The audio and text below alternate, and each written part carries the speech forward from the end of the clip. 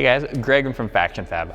I just finished recording a video on how to install brake pads and rotors on a Ford truck. Make sure you check that out if you haven't. But I also wanted to take a minute to talk about the FactionFab wheel spacers. Now we've had these out for a while with applications for 2010 and up Ford F-150 and Raptor, as well as the new Ranger. We also have some other applications for Subaru, Jeep, Supra, and more. And I have a more in-depth video that goes into some things you can expect when you're installing wheel spacers on your car.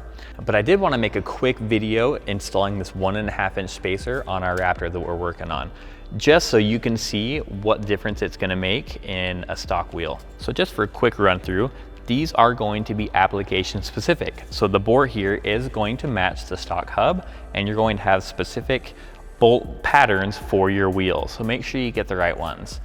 One thing I do recommend is doing a little bit of anti-seize around this ring here before you put it on. If you haven't ever used anti-seize before, or even if you have, you know, a little bit goes a long way. So I just have a little dab here, and I'm just going to spread it right around where this would match to the rotor and to the hub ring. That's going to be the surface where you're going to see most galvanic corrosion between the different materials, because you have aluminum, you have steel, you have carbon steel. So just a little bit right around here, and then you can even go a little bit inside the ring. And if you really want to go crazy, you can go all the way around the hub surface.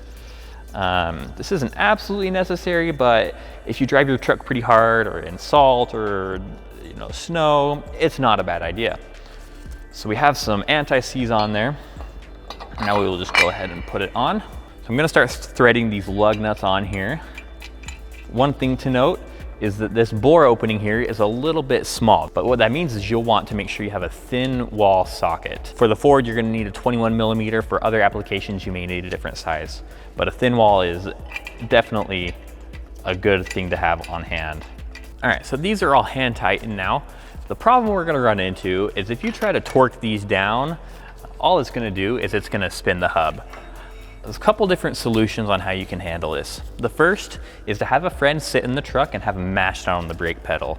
That braking force is gonna be plenty for you to be able to get full torque spec on the wheel spacer.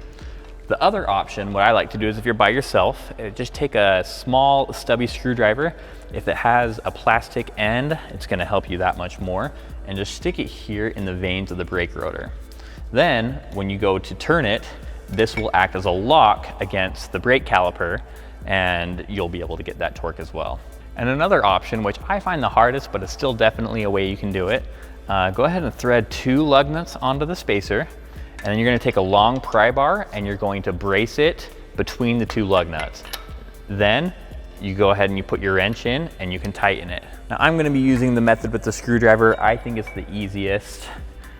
When you do torque these down, you're just gonna do it with OEM procedure, which means cross or star pattern, and then to OEM torque specs, which is 150 foot-pounds. It's pretty heavy, so make sure you have a torque wrench that'll go up that high. And then once you get everything tightened down, go ahead and throw your wheels on and you are good to go.